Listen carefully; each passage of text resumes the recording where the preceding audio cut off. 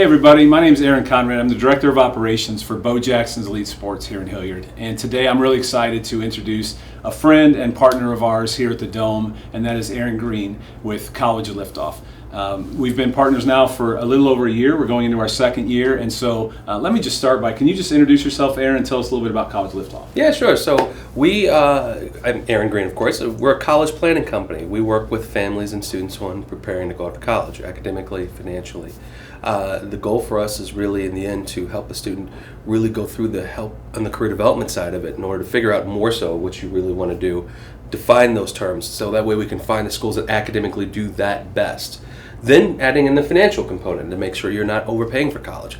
Like, we're very big about that. We really want to make sure that you're buying college based off of the value of the degree, not off of what the school says you should pay, not off what the FAFSA says you should pay. It should be based off of that, which really goes into the bigger structure of understanding scholarships and how that works, especially for student athletes, double especially for those in Division 2, 3, and AIA, because all of that still falls in the same category as what it does for academic money. It's all built in the same pool.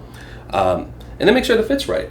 That goes for our athletes too. So making sure that the program academically is a strong fit, but also the school and the sport and the team is a good fit for our kids.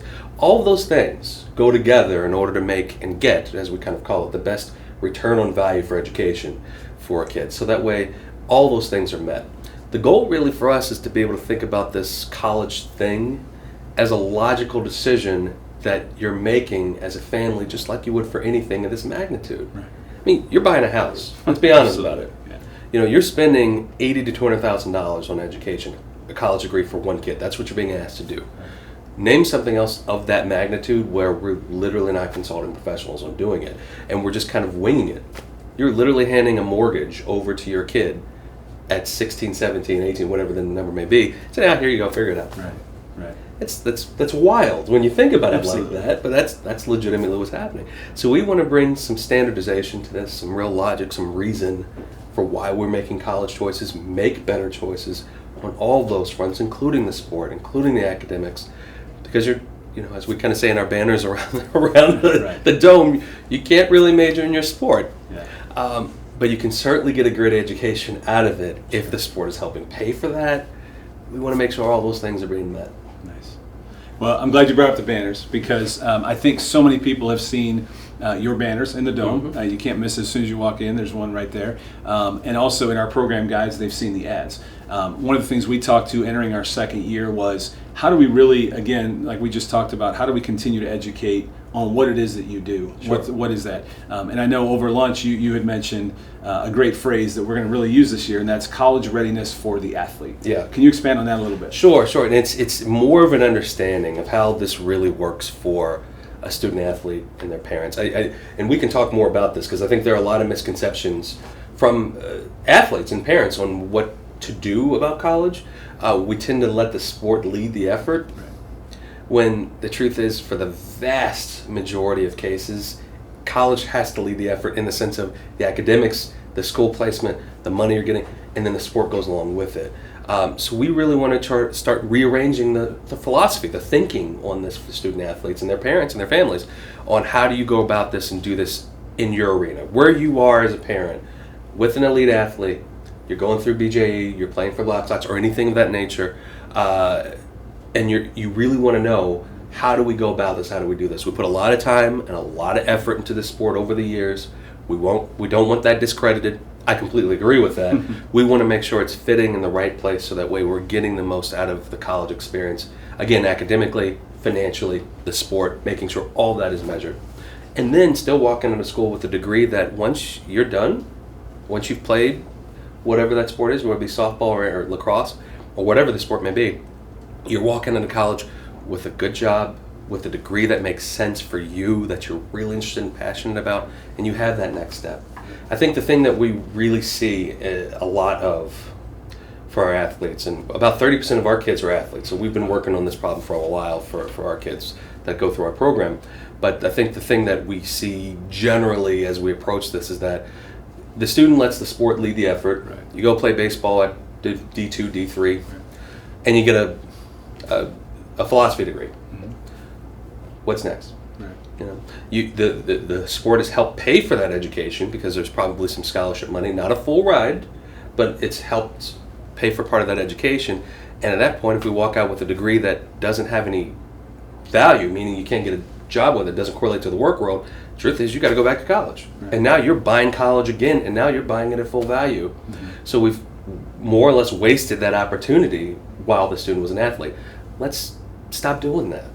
Let's go back to this at the beginning, and let's start measuring academic strength and what the kid wants to do. Strong career development work with that athlete, so that way they're getting the most out of that education that is being helped sponsored by the sport.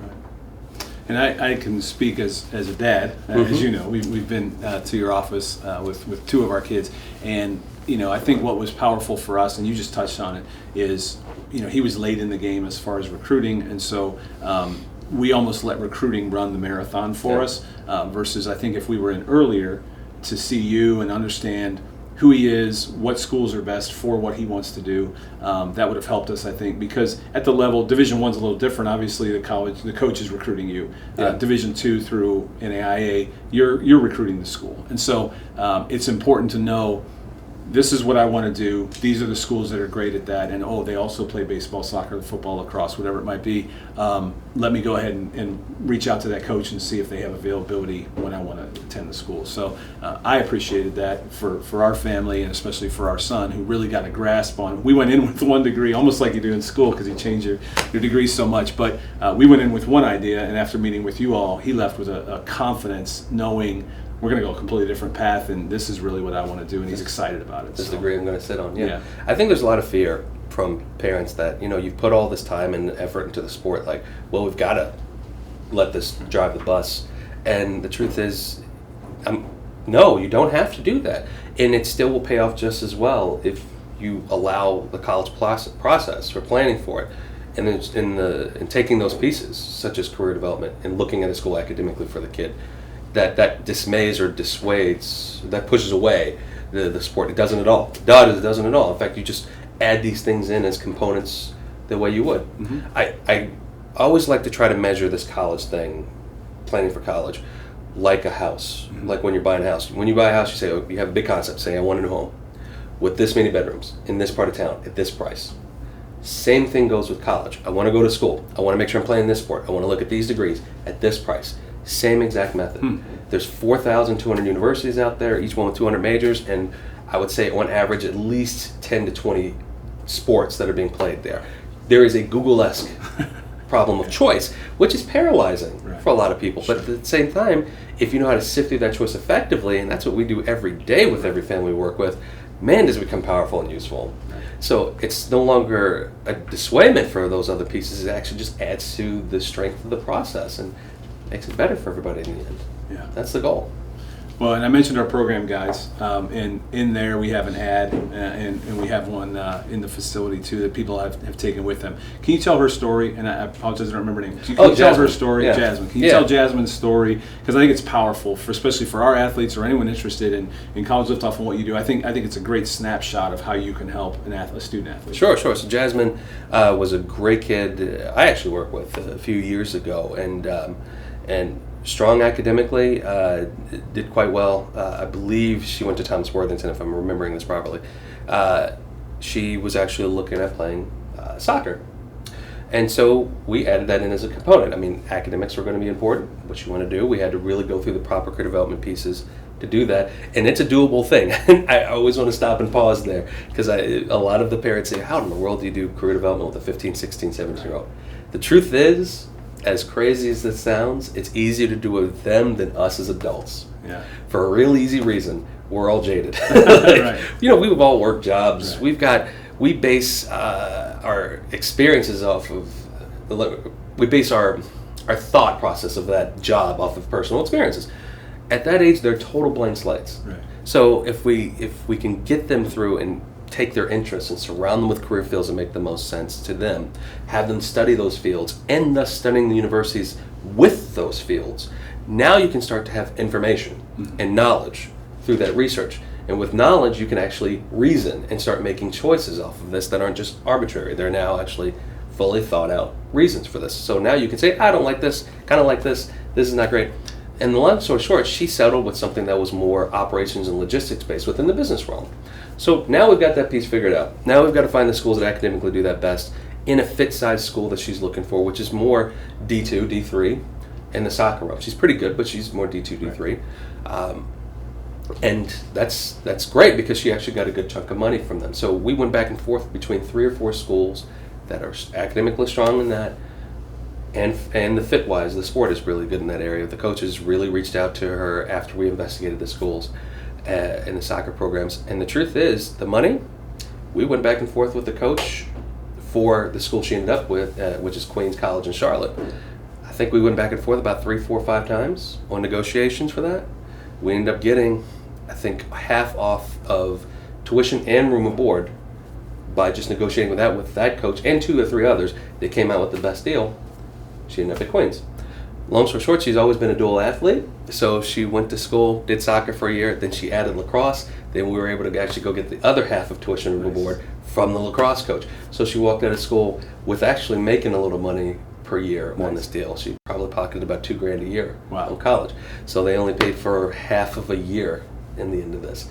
And now she walked out with a great degree in ops management, and she's working on an MBA and actually doing some work in South America and actually playing soccer in South America too. I don't know if I told you that. No. Yeah, it's not great. Professionally, it's like a semi thing, but she's doing that with her international experience for her MBA. That's great. That's what we want. That's what we want for this. That's taking an athlete that's really successful on the field and making sure that the academic part is successful, and now it can bleed into something really awesome. And I think that's why it's so important that we want to do a video like today to get back to college readiness again for our athletes. That's it. To help them understand who you are, what are the schools that do that. This is how you go about recruiting. And I know with us, and you can correct me if I'm wrong, but with us, you said, I'm not going to talk to the coach directly, but I'll be there with you. I'll support you. We'll certainly help you and coach you because, we may be really good at coaching our kid in whatever sport it is they play, or at least thinking we can coach them in that. But when it comes to talking to a coach or talking to a school or talking to financial aid, that's all new for most of us. I know it is for me. And so any guidance there, I think, is helpful. Is that something you guys do as well? That's absolutely something we do. This whole college thing, especially that end, we get a lot of parents that think, well, we've gone to college, we've done this before, so we should be able to do this. One, this is a completely different animal than it was when we all were in college. Right. They're asking for an annual salary out of you. Absolutely. And they mean it. Right. Like anybody that walks up to you and says you need to spend $20,000 to $60,000 a year means business. So you've got to make sure to understand that. 2, with the negotiational pieces with the coaches, again, we think, oh, well, we can do this. You don't do that in your day-to-day life. In fact, I always like to think about this like this. You're helping your kid buy college, go off to college. Most of us have what, 2, 3 kids at best? I've got 4, so I'm going to have a lot of experience in the end of this, and plus we do this on a day-to-day. But for the vast majority of this, you're going to do this 1 or 2 times in a lifetime, right? So being a pro at it the first go doesn't even make sense. This is why we hire realtors to buy a house, because you're not going to do that every single year. You're probably only going to do it a handful of times in a lifetime. In fact, you're probably going to do that more often than you do sending a kid to college. Hence why professional guidance makes more sense in this regard. So we can't talk directly to the coaches directly for you, and that's because of the FERPA, but you better believe we have a bug in your ear if we're not on the same call with you. You just have to tell them we're there, honestly. And if it's a local school, then we can do a local visit. I've sat down with a ton of admissions offices in the greater Columbus areas with clients.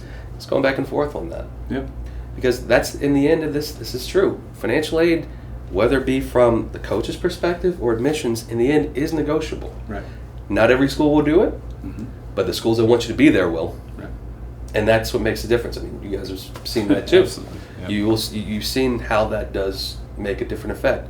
That's, in the end, when this comes together, when it's really awesome. When you've had a kid hone down on, like, okay, I'm really psyched about this degree, and I can still play baseball or football or whatever.